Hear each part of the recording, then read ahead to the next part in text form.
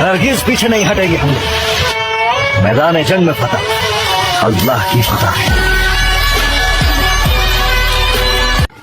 بالکل معافی نہیں ہونی چاہیے، کیونکہ معافی جب تک وہ عوام میں آ کر غیر مشروط معافی نہ مانگے اور عوام معاف نہ کرے، معافی نہیں ہونی چاہیے. یہ جو آپ نے لکھے ہیں معافی نامے، یہ کچھ بھی نہیں، اور بھی لاتعداد کیس ہیں اس کے، اور بھی بہت جرم ہیں. ملک کو تباہی کے دہانے پر لے گیا.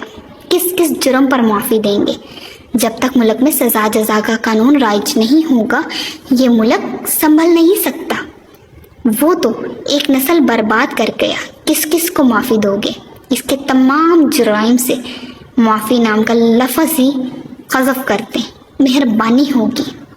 ایران کا ایک بادشاہ سردیوں کی شام جب اپنے محل میں داخل ہو رہا تھا تو ایک بوڑھے دربان کو دیکھا جو محل کے صدر دروازے پر پرانی اور باریک وردی میں پہرا دے رہا تھا. بادشاہ نے اس کے قریب اپنی سواری کو رکوایا اور اس ضعیف دربان سے پوچھنے لگا، سردی نہیں لگ رہی؟ دربان نے جواب دیا، بہت لگتی ہے حضور، مگر کیا کروں، گرم وردی ہے نہیں میرے پاس، اس لیے برداشت کرنا پڑتا ہے. میں ابھی محل کے اندر جا کر اپنا ہی کوئی گرم جوڑا بھیجتا ہوں تمہیں. دربان نے خوش ہو کر بادشاہ کو فرشی سلام کہے اور بہت تشکر کا اظہار کیا.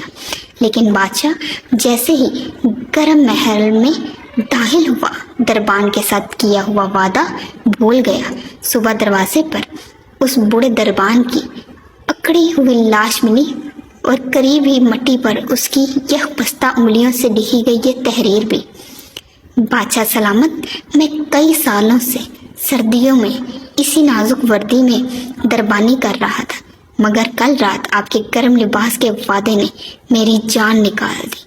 سہارے انسان کو کھوکھلا کر دیتے ہیں، اس طرح امیدیں کمزور کر دیتی ہیں. اپنی طاقت کے بلبوتے جینا شروع کیجیے. سہاروں کی بیساکھیاں پھینک کر اپنی طاقت آزمائیے.